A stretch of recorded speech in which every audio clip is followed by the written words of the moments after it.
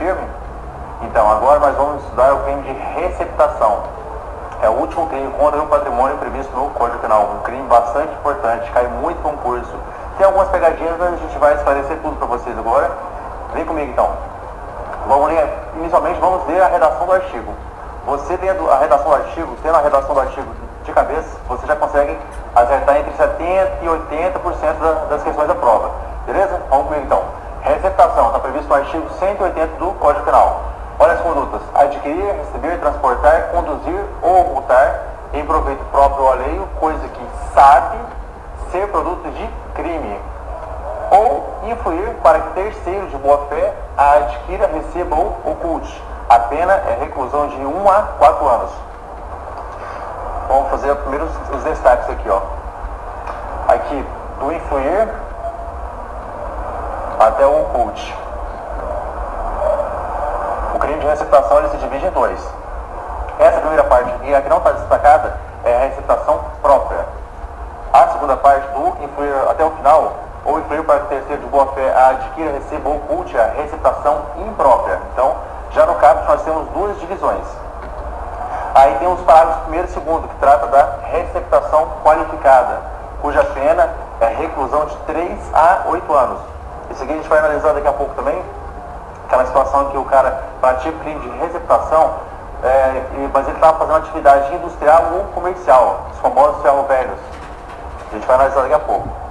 O parágrafo 3º tem a receptação culposa, cuja pena é de 1 mês a 1 ano ou multa. Vamos analisar também. O parágrafo 4º tem uma norma penal explicativa. O parágrafo 5º, a receptação privilegiada, tanto no crime de receptação dolosa quanto no crime de receptação culposa. Tem uma situação privilegiada nessas duas situações. E o parágrafo 6º traz uma causa de aumento de pena, que a pena será dobrada, de acordo com o disposto nesse parágrafo. Então, vamos analisar então? Vem comigo. O objeto jurídico tutelado, qual que é o bem jurídico protegido no crime de receptação? É o patrimônio. Por quê, professor? Porque ele está disposto nos crimes contra o patrimônio. Então, o objeto jurídico protegido é o patrimônio. Sujeito ativo, sujeito passivo. O sujeito ativo é um crime comum, pode ser praticado por qualquer pessoa. Mas nós temos uma exceção. Qual que é? O autor, coautor ou partícipe do crime antecedente. Imagina a situação que o cidadão furtou o DVD de um veículo. Furtou o DVD de um veículo e ele chega para você para te vender. Ele quer te vender aquele DVD. Você sabe que é produto de furto. Você compra. Você comprou, praticou o crime de receptação. Ele que vendeu, ele vai responder só pelo crime de furto. Ah, professor, e o crime de receptação? Para ele que praticou o furto, vai ser um pós-facto impunível. Então, pelo princípio da construção, vai ser absorvido. Ele vai responder apenas pelo crime de furto. E você que adquiriu esse DVD produto de furto, vai responder por receptação. Beleza? Então, sujeito ativo qualquer pessoa, com exceção do autor, coautor ou partícipe do crime antecedente, do crime anterior. Sujeito passivo é a vítima do crime antecedente. Então, nesse exemplo que eu dei da pessoa que teve o seu DVD automotivo furtado, ela vai ser vítima tanto do furto quanto da receptação, da eventual receptação. Beleza? Vamos continuar. Receptação da receptação. Imagina a situação, esse exemplo que eu dei, da pessoa que furtou o DVD e vendeu para você. O A furta o DVD, vende para o B. O B tem origem, tem conhecimento da origem criminosa desse DVD. E o B vai e vende o mesmo DVD para o C, com um preço um pouco maior. E o C sabe da origem criminosa desse DVD. Ele sabe que esse bem foi objeto de furto. Então, tanto o B quanto o C vão responder pelo crime de receptação. É a famosa receptação da receptação. É possível. Beleza? O crime de receptação é um crime de ação múltipla. Por que, professor? Olha a quantidade de verbos que tem aqui. Adquirir, receber, transportar, conduzir, ocultar ou influir. Então, ele é um crime de ação múltipla, de conteúdo variado ou um tipo misto alternativo. O que isso quer dizer? Quer dizer que se um sujeito, contra o mesmo objeto material, ele pratica várias condutas, vários verbos descritos no artigo, ele vai responder por crime único. Mas ocorre que, no momento em que o juiz for aplicar a pena base, ele vai dar uma majorada. Então, se no mesmo contexto o agente ele recebeu, transportou e depois ocultou, vai responder por crime único. Beleza? Vamos continuar. Professor, e o bem imóvel? Será que o bem imóvel ele pode ser objeto do crime de receptação? Uma grande pegadinha em concurso, cai bastante. Não pode, somente o bem móvel. Então, bem imóvel não pode, somente bens móveis. Por que, professor? Chega comigo aqui. Como é que você vai transportar, vai ocultar, vai conduzir um bem móvel? Difícil, né? É ilógico, né? Não tem como. Então, somente os bens móveis podem ser objeto material do crime de receptação. Bens imóveis, fora. A receptação, ele é um crime acessório. Por quê? Porque ele depende da existência do crime anterior. E esse crime anterior pode ser tanto contra o patrimônio, como contra outro objeto jurídico tutelado. Um exemplo. Imagina a situação de um policial que parou o seu veículo e te exigiu R$500 para não apreender o seu carro, o seu veículo. Que você, eu não tenho R$500, mas eu te dou o relógio. Meu relógio vale R$1.000, eu te entrego o meu relógio. E o policial aceita. Ele praticou o crime de compulsão. Aí imagina a situação que ele chega para você e fala assim, eu estou te vendendo esse relógio aqui por R$200. Eu peguei de um cara na rua, um motorista, eu exigi dinheiro dele para não apreender o carro dele. Então, a partir dali você já sabe que esse bem é produto de crime. E você vai e compra. Então, nesse exemplo que eu estou te dando, eu quero te provar o quê? Que o crime de receptação, o crime antecedente, ele pode ser tanto contra o patrimônio como contra outro objeto jurídico tutelado. Por que, professor? Porque isso cai bastante em prova. O examinador diz que o crime antecedente tem que ser necessariamente contra o patrimônio.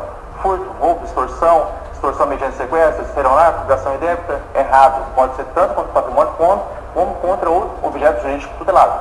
Beleza? Vamos continuar então. Olha uma questãozinha boa que cai muito em concurso e o pessoal continua errando. Pelo amor de Deus, gente. Não erra essa questão, é muito fácil. Vem comigo aqui, Adquirir, receber, transportar, conduzir ou ocultar em proveito próprio alheio, coisa que sabe ser produto de crime. Então, se o cara te oferecer para você receber, transportar ou conduzir ou adquirir um objeto produto de contravenção penal, não é receptação, o fato é atípico. Por que, professor? Quem diz crime? Crime é uma coisa, contravenção penal é outra coisa distinta. E você sabe que não existe analogia em malam parte no direito. Então, você não pode ampliar isso aqui e colocar crime, contravenção e ato infracional. É só crime. Por quê? Porque não existe analogia em malam parte no direito. Então, se for contravenção penal, vai ser fato atípico.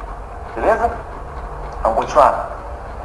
Professor, é aquela situação em que o agente influenciador, aqui na receptação imprópria, o agente influenciador, ele é autor do crime antecedente. Ele praticou um furto, imagina a situação lá do DVD, o cara furtou o DVD do veículo e chegou para você e está te influenciando para você comprar. E aí? Será que ele vai responder pelo furto e receptação, concurso formal, concurso material, só pelo furto, só pela receptação?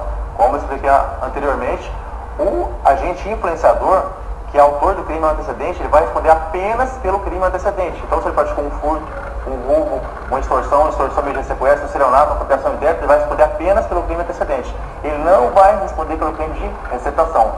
Para ele, o crime de receptação é fato atípico, é um pós-facto impunível. Então, ele vai responder apenas pelo crime antecedente. Vamos continuar.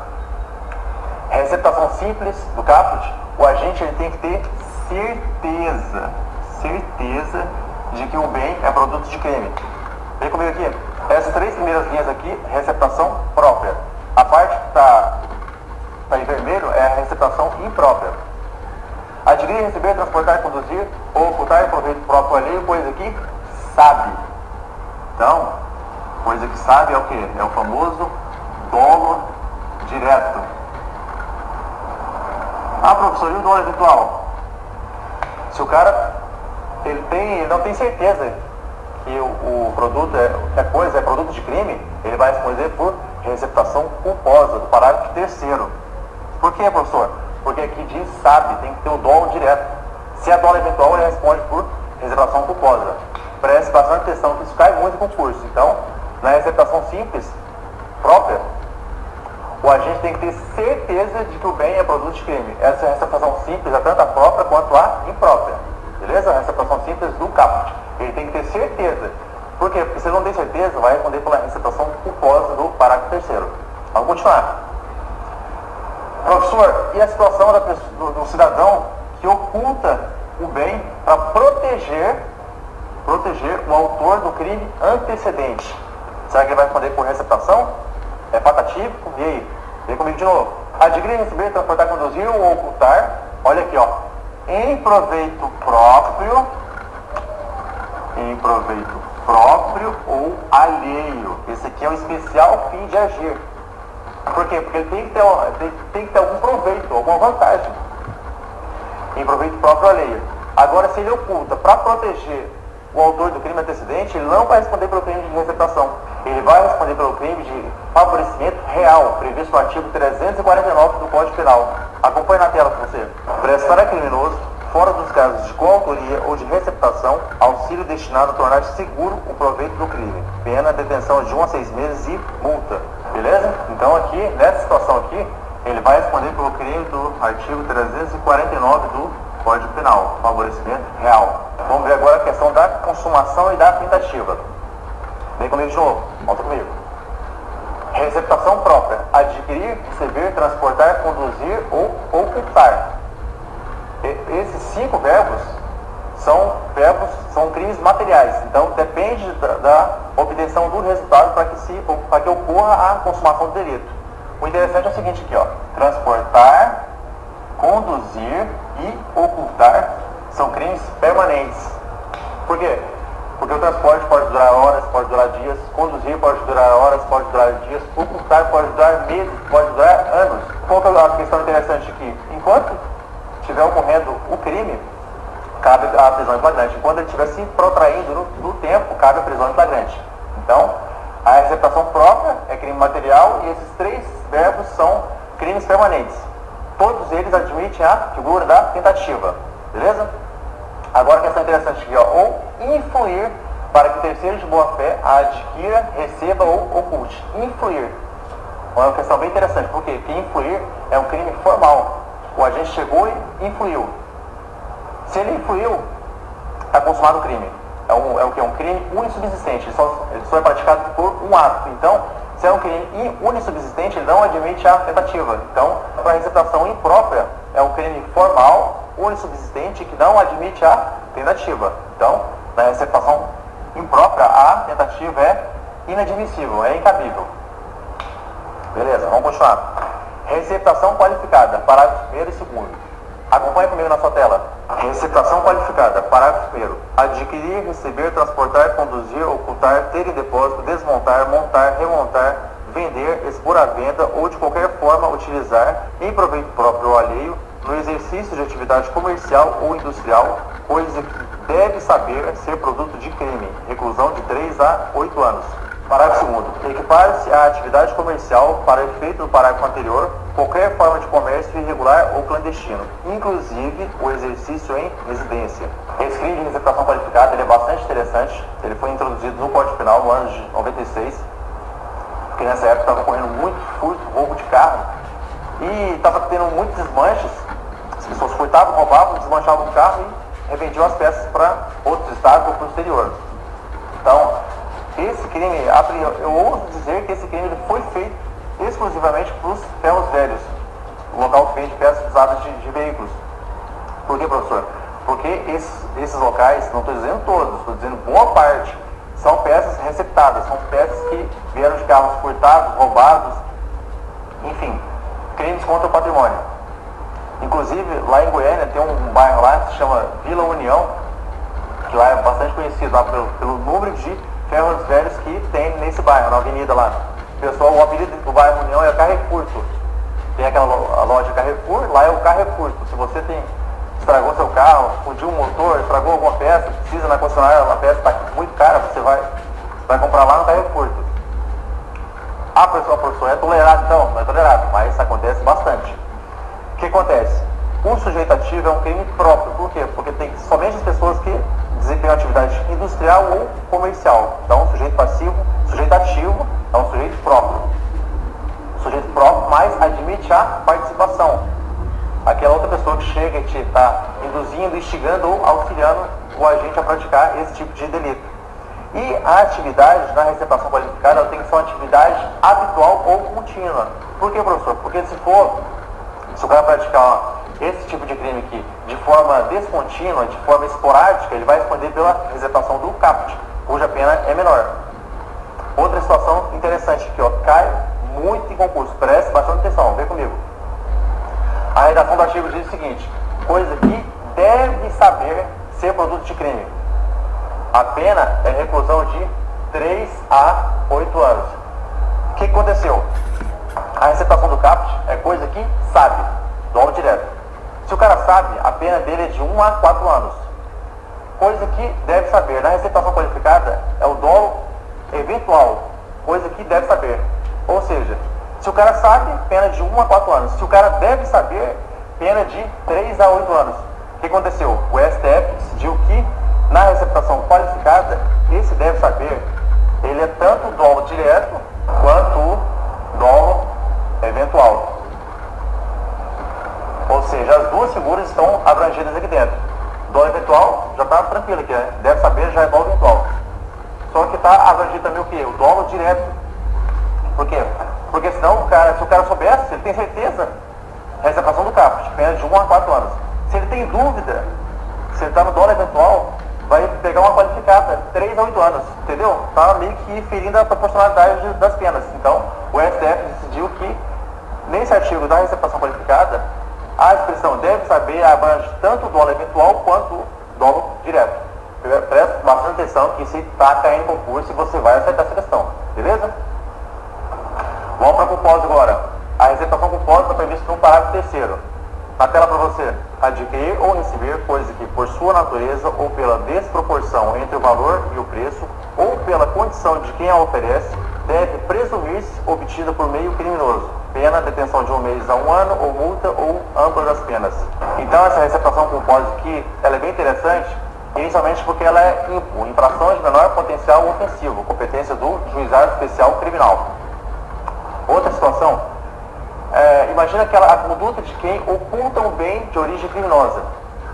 Como assim, professor? Porque aí no artigo diz o quê? Adquirir ou receber. Agora imagina se a pessoa só está ocultando um bem de origem criminosa. E com esses demais requisitos, pela qualidade que oferece, pelo valor, pelo preço, enfim. Então, como no direito, presta bastante atenção, no direito não existe analogia em mala à parte. Você não pode alargar a letra da lei para prejudicar o acusado. Então, a conduta de quem oculta um bem de origem criminosa, ela é o quê? Em relação à receptação culposa, ela é um fato atípico. Então, isso aqui é um fato atípico. Professor, dá um exemplo aqui da receptação culposa. Imagina para você, chega um menor de idade te oferecendo um óculos da Oakley, ou da HB, enfim, dessas marcas mais famosas, um Ray-Ban, te oferecendo um relógio, você olha o relógio, você vê que o relógio é bom, o relógio é coisa original, vale bastante, e ele está te oferecendo por R$30. Aí você vai lá e compra. E aí, você praticou receptação culposa. Por quê? Porque o menor de idade, geralmente esses menores de rua, eles com certeza eles praticaram algum furto ali, ou algum roubo, então te venderam por um preço muito, muito pequeno, muito baixo. Então, nessa situação aí, de acordo com a pessoa que te vendeu, você vai responder pelo crime de receptação culposa. Beleza? Vamos continuar então. Olha que interessante aqui, ó. O parágrafo 4 diz o seguinte: a receptação é punível, ainda que desconhecido ou isento de pena o autor do crime de que provê a coisa. Esse parágrafo 4, ele está dando uma certa autonomia para o crime de receptação. Nós já vimos que o crime de receptação ele é um crime acessório, ele depende da existência do crime anterior. Mas o parágrafo 4 vem aqui e diz, ele meio que inverte as coisas, ele dá uma certa autonomia para o crime de receptação. Um exemplo disso aqui, professor. Imagina a situação, o cara praticou um furto e foi e te vendeu. Vamos voltar, por exemplo, do DVD automotivo. O cara furtou o DVD automotivo e te vendeu. Aí passa 2 meses, aí ele foi praticar um roubo e se deu mal com a polícia lá, trocou tiro com a polícia e foi alvejado e faleceu, morreu. O Código Penal, no artigo 108, diz que casos de extinção da punibilidade à morte do agente. Aí eu te pergunto, então se o cara que me vendeu o DVD automotivo produto de furto, se o cara faleceu, extinguiu a punibilidade dele. Então, se extinguiu a punibilidade dele, em relação à receptação, está tudo certo também, né? Eu não vou responder por nada. Errado. É exatamente essa a redação do artigo aqui, ó. A receptação é punível ainda que desconhecido ou isento de pena o autor do crime de que provê a coisa. Então, nessa situação aí, morte do agente, prescrição, causas de extinção da punibilidade, o crime de receptação vai continuar existindo. Isento de pena. Imagina a situação daquele menor de idade, inimputável, que pratica um furto, furtou o celular do pai dele. Furtou o celular do pai dele e foi vender para você. Ele é isento de pena. Você também é isento de pena? Não. Quem comprou o celular vai responder por receptação. Beleza? Vamos continuar então. Vamos ver agora a receptação privilegiada, que está prevista no parágrafo 5º. Acompanhe na sua tela a redação do artigo. Na hipótese do parágrafo 3º, se o criminoso é primário, pode o juiz, tendo em consideração as circunstâncias, deixar de aplicar a pena. Na receptação dolosa, aplique-se o disposto no parágrafo 2º do artigo 155. Então, na receptação privilegiada, nós temos duas situações. Vai depender se a receptação é culposa ou dolosa. Se ela for culposa, e tendo em consideração se o criminoso é primário ou tendo em consideração as circunstâncias, o juiz ele pode o quê? Ele pode deixar de aplicar a pena. É o famoso perdão judicial. Na receptação dolosa, esse aqui é interessante porque ela é só do caput, ela não cabe na receptação qualificada, é só a hipótese do caput, receptação própria ou imprópria. Na receptação dolosa, se o criminoso é primário e a coisa é de pequeno valor, o que acontece? É aplicado o quê?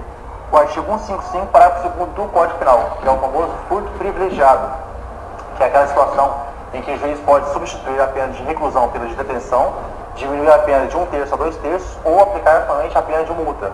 Mas o interessante é que na receptação dolosa é apenas do caput, não cabe na receptação qualificada, por causa da gravidade da conduta, do desvalor da conduta. E na receptação dolosa ocorre o quê? O perdão judicial, o juiz deixa de aplicar a pena. Vem comigo. No parágrafo 6º tem uma causa de aumento de pena. A pena vai ser dobrada. Na tela, acompanhe na tela a redação do artigo. Tratando-se de bens e instalações do patrimônio da União, Estado, município, empresa concessionária de serviços públicos ou sociedade de economia mista, a pena prevista no caput deste artigo aplica-se em dobro. O interessante desse parágrafo é o seguinte, que esse aumento de pena é apenas para a receptação do caput, né, para a receptação simples. Não se aplica na hipótese de receptação culposa ou receptação qualificada. Beleza? E encerramos o crime de receptação. Vamos agora para as disposições gerais que se aplicam a todos os crimes contra o patrimônio. Furto, roubo, extorsão, extorsão mediante sequestro, apropriação, indébita, enfim, estelionato, receptação, todos os crimes contra o patrimônio. Vamos lá, está previsto no artigo 181 a 183 do Código Penal.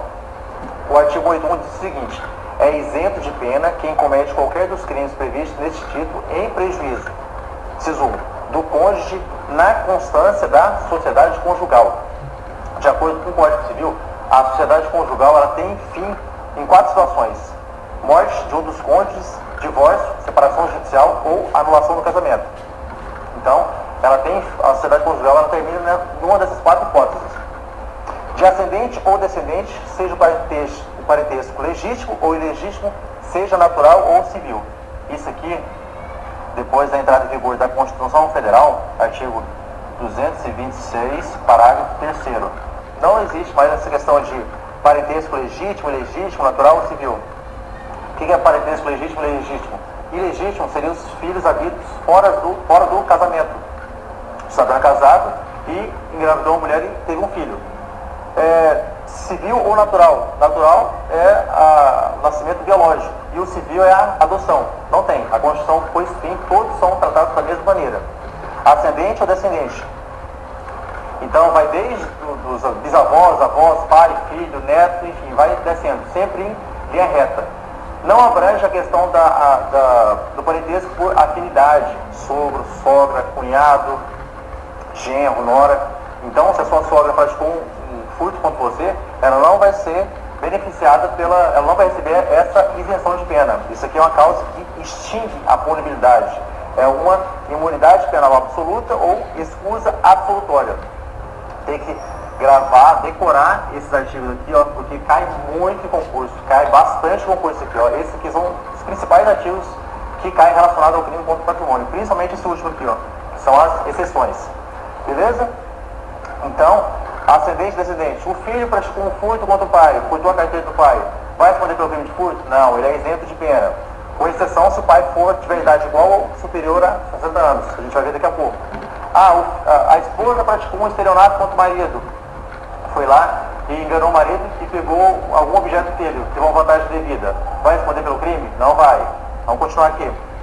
O artigo 182 diz o seguinte: somente se procede mediante representação se o crime é praticado em prejuízo, inciso 1, do cônjuge desquitado ou judicialmente separado.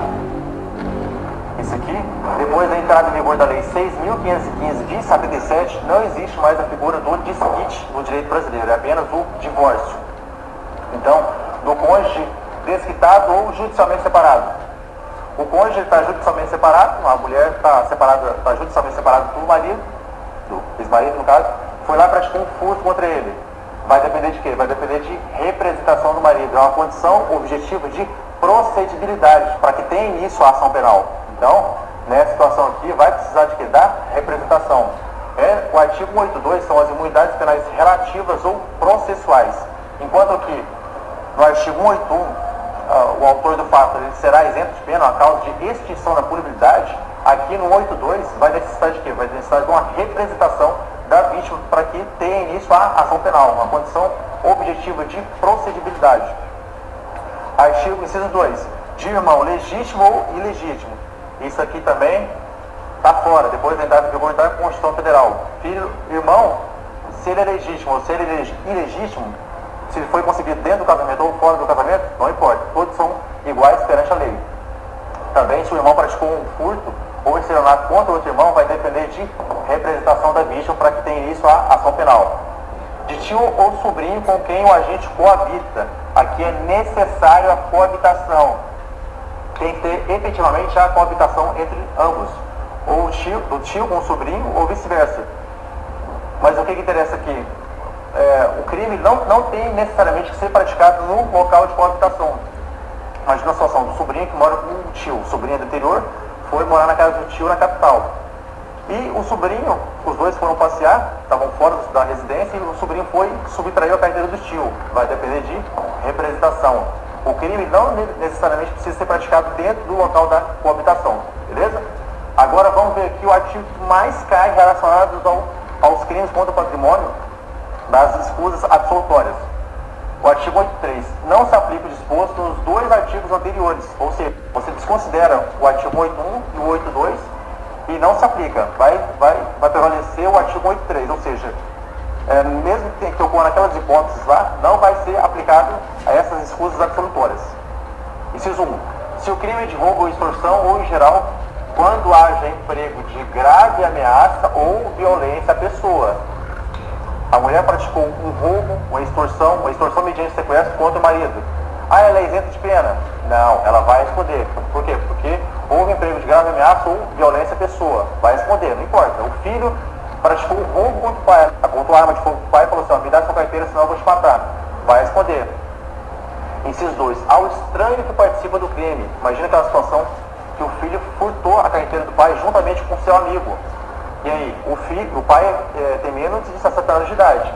O filho é isento de pena, para ele extingue a punibilidade. O amigo que participou vai responder pelo furto. E ainda vai ter agravante do quê? Do concurso de pessoas. Então, o estranho vai responder sim. Ele não será beneficiado. Agora, esse aqui, com certeza, é o inciso que mais cai relacionado às questões das escusas absolutórias. É o seguinte: se o crime é praticado contra a pessoa com idade igual ou superior a 60 anos. Então, não importa se o filho praticou um furto, praticou um estelionato, uma apropriação indébita do pai, se o pai tem mais de 60 anos, vai responder. Uma questão interessante, isso aqui que eu já vi no concurso, foi o seguinte: os dois, marido e mulher, os dois com a idade acima de 60 anos. E a mulher foi lá e subtraiu o dinheiro da carteira do cônjuge. Aí perguntava se ela seria isenta de pena. Errado. Por quê? Porque a vítima ela tem idade igual ou superior a 60 anos. E essa idade aqui, meu amigo, é na data do fato, não é na data posterior, tem que ser na data do fato. Então, se quando subtraiu, o pai subtraiu a carteira do pai, o pai estava com 59 anos e 11 meses, e depois que levou o conhecimento ao fato do delegado, ele já tinha 60 anos, não importa, não vai incidir. Por quê? Porque tem que ser a data do fato, beleza? Grande abraço, força, garra, determinação, estude bastante que você vai conseguir. Tchau!